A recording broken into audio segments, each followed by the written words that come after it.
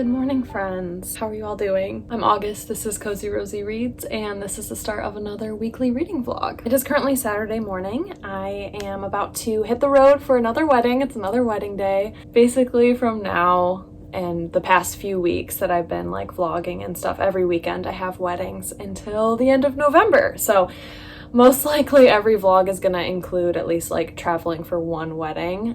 Doing a lot of traveling this year. I was out at the lakeshore yesterday. I've only been home from our Chicago vacation. I'll link that vlog down below. This is only the third day, and every single day since I've been back I've had a photo session, and then today is obviously a wedding day, so I feel like I was just like thrown right back into work, and it's been really hard to acclimate even though I was only away for a few days, but I'm doing my best. I have definitely been trying to get my life together, so this has been a getting my life together kind of vlog. Like the beginning of this with like the little montage-y sequences has just been trying to do things for myself, trying to document little tiny beautiful things in my life that make me happy during what feels like a very work-focused moment. We're now in Virgo season, and I definitely feel that urge and pull to like recalibrate, restructure my life, find a new routine that works for me, feel inspired by work and organization and routine. So hopefully we can find that together for this vlog. I think that would be great because I really need more structure, because I feel like I'm productive for the start of like the day, and then all of a sudden it's 6 or 7 p.m. and I'm like, oh my gosh, I still had so many things I wanted to accomplish today, even though I'd been working really hard the whole day. But I also need good boundaries because I don't want to be working until 8-9 p.m., which is what I've been doing. But yeah, so it's gonna be a long day today, a little bit of close to an hour-long drive, but I would like to start an audiobook on my drive today as well. I think I am in the mood for like a memoir. I need something like a memoir or autobiography or something. I think I need to spice up and read some nonfiction and listen to nonfiction right now. But I'm also currently reading White Fur by Jardine Libaire. This is a book that I recently thrifted, and oh my gosh, it is so well written. I have picked it up the last 2 nights before bed, and then I like instantly fall asleep as soon as I start reading. So I'm only 13 pages in, but this writing style is phenomenal, my friends.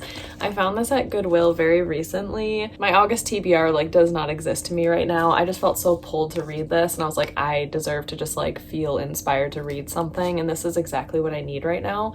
It's a literary fiction love story. The blurb on the inside dust jacket does say that it compares itself to Less Than Zero meets Romeo and Juliet. So it's this coming of age in New York City in the 1980s between these two characters, Elise and Jamie. Elise is a high school dropout. She has a very dysfunctional home life, I think. And then Jamie is a junior at Yale and definitely comes from a more affluent background. And we open up this book with a very intense scene at a motel in the state of Wyoming, and a gun is involved. And then all of a sudden it flashes back to Jamie and Elise meeting for the first time because their apartments are near each other. So they live next door, and it's like wintry New York City, Yale, like meeting these two characters, and already Elise definitely seems to be a very wayward person, but she is okay with that waywardness. There's this beautiful line in here. I'm just really loving this like literary fiction writing style that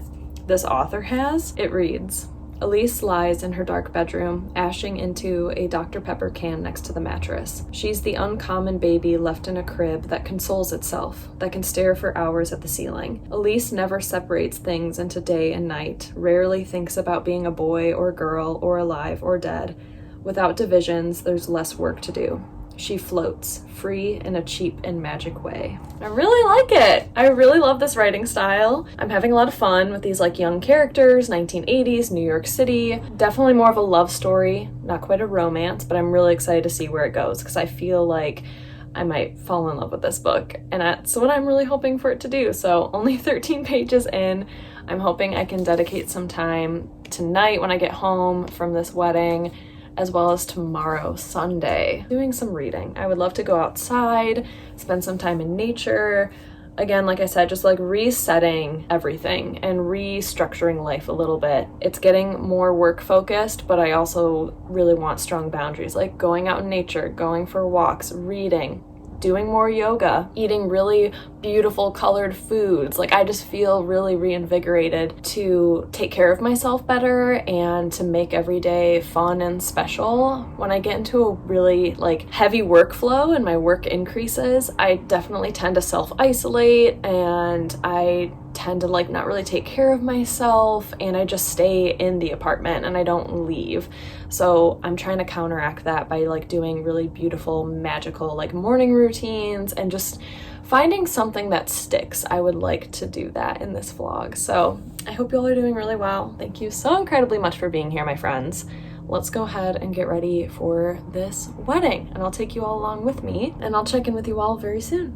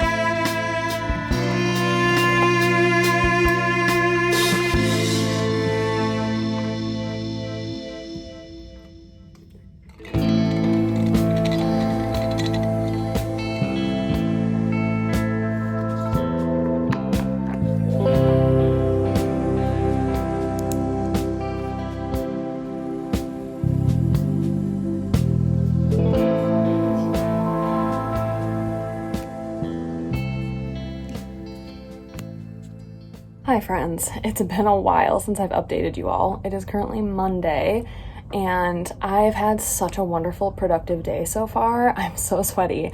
I just got back from a run. I didn't run most of the way. I ran a fraction of the way because I haven't ran in so long. In the inspiration of getting my life together, I started this morning trying to do a new work routine, morning routine to help me as a self-employed person get through all the things I need to get done in a day, and it has worked out swimmingly. It is like 12:30 and I've been up since 6. I had a morning to myself. I actually read in the morning. It's been so long since I've read a book in the morning, and was just able to do so many things for myself before 9 a.m. And then my goal is to have a normal work day, from 9 to 5. My wrist just cracked. Responding to emails and just actually sitting down at my desk and working 9 to 5, taking a lunch break. I have therapy that I need to leave for in 5 minutes, and then come home, make lunch, and then resume my work day. But at this point, I've gotten almost everything done that I needed to today, so that means the remainder of my workday can be being proactive and working on editing some galleries that have a due date later this week. So I'm feeling really good. Yeah, it's been really busy. I haven't been able to update you all, but I'm really loving having more structure, and that's something I've needed, but I just wanted to make it still fun for myself. There he is. Hello, sweetie. Yeah, so I will check in with you all a little bit later, but I'm having such a great time doing things for myself, but then also having more of a structured work day. I really need that balance to have freedom for myself, but also creativity, time for self-care in the morning, and then still feeling good in my mind and body, and then having a productive work day. I've been trying so hard to find something that will stick, and I think this is the routine that's going to stick for me. And it's only taken since April to figure this out, since going full-time. So that's my journey. I'm gonna go to therapy, bring my book with me to read while I wait for my appointment. Okay, Winston's being a fiend. I will check in with you all a little bit later.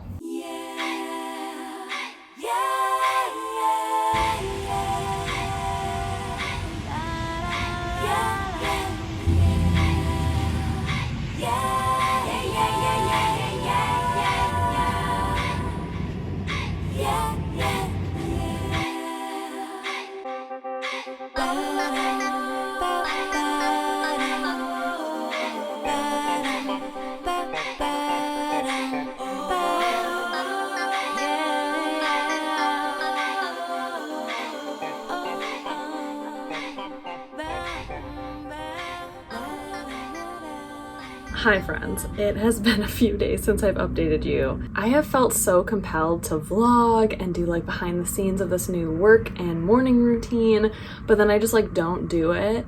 And then as the day goes on, I'm oh, well, I'm not going to continue to vlog the rest of my day because I didn't even say it was a new day or show that it was a new day, and it's all just going to be convoluted and not make any sense. So here we are. It is a few days later now. I am dressed and ready because my partner is taking me on a surprise little date day today, and I'm very excited. I have no idea what it is. So I got ready. I have no idea what to expect, but hopefully I can vlog a little bit of it, but also I want to just be present and be there. But I've been having such a wonderful time with this new work and morning routine. I cannot express how life-changing and how amazing I feel since implementing this new morning and work routine and having more structure in my life. I cannot express how good I feel. I feel so much more grounded. I don't feel as frantic and panicked and in my own head. I'm just spending a whole almost 2 hours every morning for myself before actually starting work, and it's been amazing. I just feel so good, and I want to keep this momentum going. It hasn't even been a full week of doing this, but I'm just so happy. But right now I'm also trying to figure out when can I give myself a day off. I need at least one day off a week. I think I need to plan a weekday off for myself, and I'm debating having that either be Thursdays or Fridays, or maybe doing Thursday and Friday are off from any sort of clerical work to give myself a kind of weekend. So that's the one thing that I'm still trying to figure out, and maybe it changes per week. Per week I give myself 2 days off. I don't know what that looks like yet, but I deserve to have time off and to take breaks, and that's hard to do and hard to accept, but I know I need it and I deserve it because I'm a working human and we all need breaks. Anyway, I wanted to check in with you all because I am absolutely adoring White Fur. I just hit page 130 this morning and I'm absolutely loving it. Right where I left off, I felt this like very profound feeling of caring about these characters, both Jamie and Elise. Like, I really deeply care about them as humans individually, but also their relationship with each other. So at this point in the book, I don't know if I shared a whole lot about it, but Jamie is a junior at Yale and Elise is a high school dropout who lives next door to him. And they strike up this relationship, and from the get-go, Elise is super into Jamie, and Jamie feels this sense of shame being with Elise because they're from different classes. He thinks maybe this is like an experimental romance, but he keeps coming back to her. And this book is actually very smutty, which I found really, really surprising, but it's done in a very like poetic way. Also, construction is still happening, so if you hear beeping and loud noises, I'm sorry, I cannot avoid it. So this book really bounces between Jamie's perspectives, going to all of these really fancy dinner parties, hanging out with his very absent father, who is only talking about business all the time, has no relationship or care about Jamie's personal life, growing up in this very affluent, wealthy community, going to very fancy events, and then Elise, who's working in a pet store, in like a fish-focused aquarium pet store, and her old roommates, and the characters that she interacts with. Now she's quickly falling in love with Jamie, and Jamie is taking a little bit longer to realize that what he is feeling is more powerful than lust. He has like a deep caring for Elise, and it's not until this like 100-page mark that he starts to embrace the fact that he really does care for her. And at this point in the novel, Jamie is spending a summer in New York City cataloging things for art historians and archives, and he invites Elise to stay with him in New York City. So this was like a really big deal for their relationship. She's like, okay, I'm finally getting somewhere with him. I'm going to make him fall in love with me, and it's finally happening. But Jamie's family is so against this relationship. There's been some very racist things being said in this book as well, because Elise is mixed. She's half white and then half Puerto Rican. It's very unsettling how Jamie's family, without even meeting her or getting to know Elise, they're judging her based on her social status, on her looks, on her behaviors. She is just a very strong character, and I really adore her. And then I also really adore Jamie. He has this very artistic, introspective, like existential angst about him, but also this like soft feminine quote unquote side. And Elise is just this very strong head first, doesn't really hide a whole lot of things, doesn't hide her love and adoration for Jamie, and I just really adore both of them together, and I'm really scared to see what's gonna happen. It's been so long. I think reading A Little Life by Hanya Yanagihara almost opened up my heart to falling in love with characters, because I'm really loving these characters.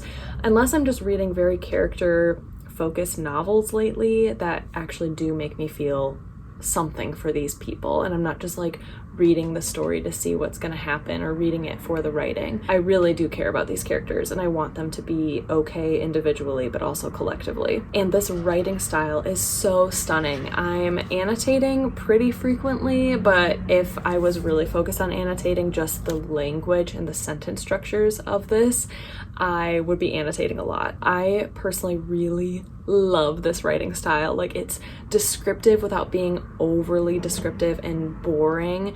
It's intriguing, it flows really well, but to me this writing style does remind me a lot of The Secret History by Donna Tartt and a little bit of A Little Life by Hanya Yanagihara in the descriptions of this like East Coast wealth, coziness, home life, domesticity, everyday life being romanticized through these like young people's lenses. I don't know what it is, but like it's just so cozy, and it always makes me want to drink coffee in an apartment and read the newspaper and walk a dog and sit in a park and get a Danish, that kind of stuff. I don't know what it is, but like I freaking love it, and I'm really adoring this book. So far I'm definitely feeling 5-star energy from this, though there have been a few things in here that have made me a little curious. I won't say it's off-putting, I'm just very curious.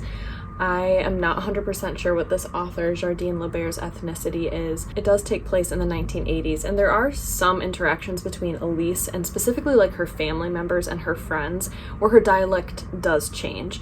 And I do know that it could almost be like code switching, interacting differently between different people. You know, we all have that, and especially I think if you're growing up in a community surrounded by people of the same ethnicity as you, and then interacting with some people like Jamie, who is white and very affluent, very wealthy, and very like aristocratic. So I'm just curious about like this dialect, and if there was any research that went into this, if there's any personal understanding that this author has. I'm very curious about it. I think the only thing that makes me nervous is if there is no connection or research put into it. I don't want to read into it as if it is a stereotype of certain communities and making a character almost into a little bit of a trope. I still think Elise is a very dynamic character. I'm just very curious in terms of culture, ethnicity, that kind of thing. And I think that's a really fine line that authors have to deal with. My dad and I talked about that in our Lit with Literature episode. My partner and I talked about it yesterday just in conversation about that line between own stories and own voices versus writing a dynamic, believable character who is not of the same race as you. And I think this is specifically important and should be continued to be talked about if it's a white author writing a character who's a person of color. I think that there is no direct good way to do that right now, and I think any sort of lens, it could be criticized, and we're in this day and age right now where any piece of media, anything can be criticized and looked at as if it's offensive and harmful, and I think it's good to have those conversations. But especially in literature, I'm not sure. I think this could be viewed, but again, I don't know the author's ethnicity, but does that really matter? You know, it's that push and pull of understanding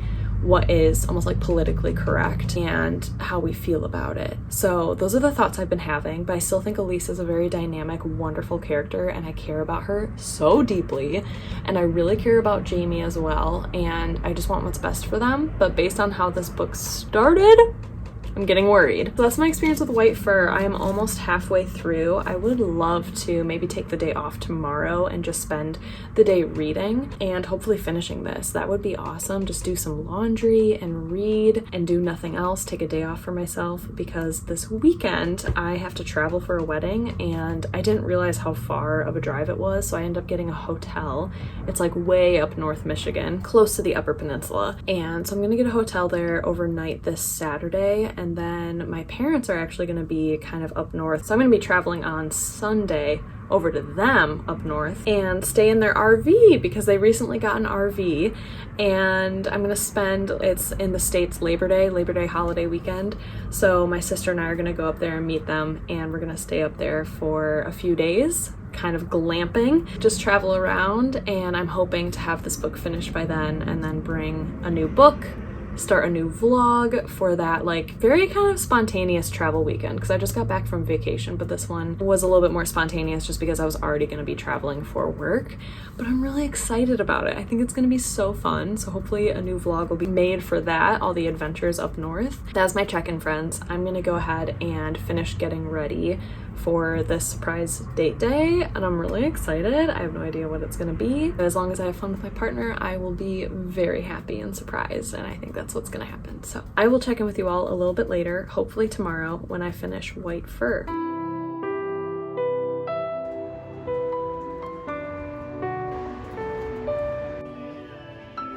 My partner ended up taking me to an antique mall that we've been wanting to go to for a while, and I was so surprised and so happy, and we spent so long in this beautiful cluttered antique mall looking at so much stuff, particularly books. We ended up coming home with quite a few books because they were really, really cheap, and it was just such a lovely day.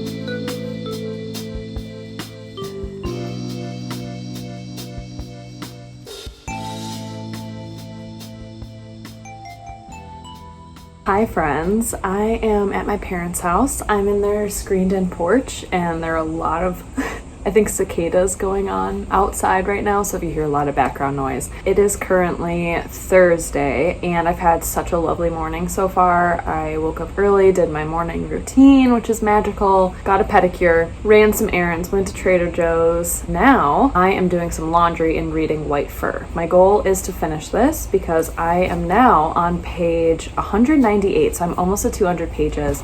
And this book is 200 or maybe 303 pages. So definitely can finish this today with only 100 pages left. So if I can finish this book anytime before I leave for my up north trip, that would be fantastic, because I did just film yesterday my September TBR jar challenge. And oh my gosh, there are so many wonderful books on that TBR list. And I just realized I'm going to be having 3 weekends in a row where I'm traveling. So last week was Chicago. This weekend's going to be up north Michigan, and then next weekend my partner and I are traveling to Detroit, and I'm very excited. So yeah, I want to bring some really awesome books and start a new vlog for this weekend, traveling and staying in an RV and going up north and hopefully seeing some really cool things by myself, but then also with family. What started out as a normal work trip now turned into like a little mini vacation, and that's really cool, especially because summer is starting to wind down. And I didn't do a whole lot of like for leisure travel this summer. It was mainly like all for work. I travel so much for work. So anyway, I am still absolutely loving White Fur, but I do have to say I'm loving this book so much. It uses the R word a lot. And I'm not a fan because this book was written in 2017. No excuses. I understand that this book was written in the 1980s, is trying to use that jargon. That's like a really big complaint I have, but I am still really loving the writing style and these characters and this story. It's getting really tender and sweet, but also we're getting a little bit of feelings that the characters know something is inevitable. Something is inevitably going to happen, and they're both like aware of it almost in their body. They're feeling more anxiety and panic, but they're still so deeply in love with each other. And it's just really sweet to be a witness to their love and how comfortable they are with each other and how goofy and silly and childish, but also very, very sensual still. So I'm still really enjoying this novel. I just don't really understand the author's point of using certain words and vocabulary and very derogatory words in describing people. I find that very freaking weird and uncomfortable. But we shall see, my friends. I'm gonna keep reading this, but in a little bit, my mom has a lunch break from her work, and her and I are gonna go grab lunch downtown, and then I'm gonna come back and finish the rest of my laundry, keep reading, and then go home and probably relax for the rest of the night, because today I'm giving myself the day off and it feels really good. So yeah, I'm just having a really wonderful time. I'm having a really productive, good, but also a rest day. Like while I'm not working today, it's still very productive and I'm getting a lot of things done for my personal life, like running errands. I had to go to the bank today, got a pedicure, doing all my laundry. So yeah, that's what I'm up to. It's a beautiful day out as well. And yeah, so I will check in with you all a little bit later, hopefully when I finish White Fur.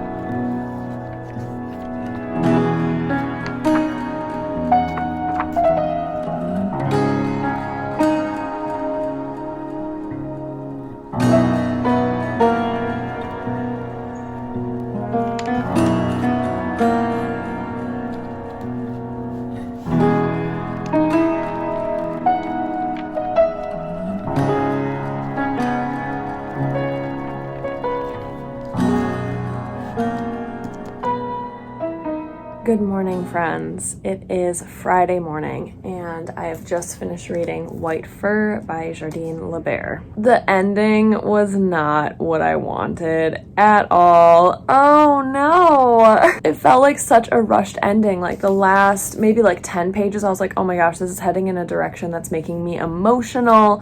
I'm getting really sad. I'm getting fearful and scared for these characters and what's going to maybe happen. But then the last 2 pages, I guess page and a half, it completely changes locations and then ends with a very odd line that did not feel relevant at all. Like the last 2 pages, it felt like it was taken completely out of context. It feels like it was written for a different book, and I did not like that.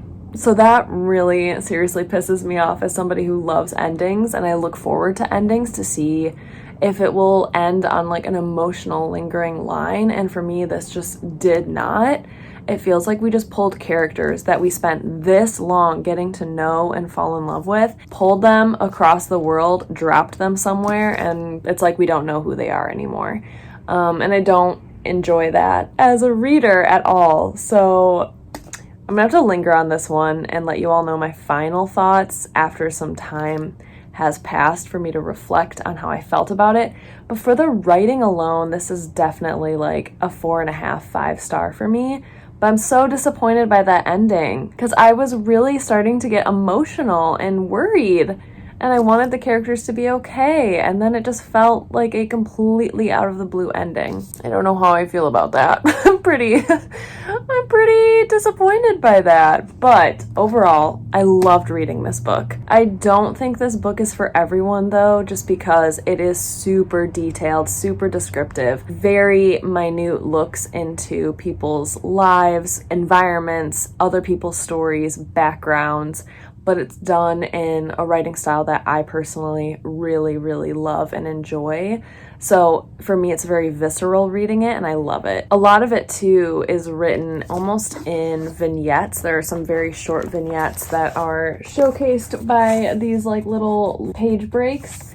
And so you'll just get tiny snippets of fly on the wall interactions between characters, the different things they see and eat and do in New York City, and I just really, really enjoyed it. But that ending just felt so out of place. It did not feel like we were reading the same book anymore, and that makes me really angry. I wanted to linger with these characters in the world that we had built all together while reading this book. So I think right now this is definitely a 4-star because I don't want this ending to negate the wonderful experience I had reading this.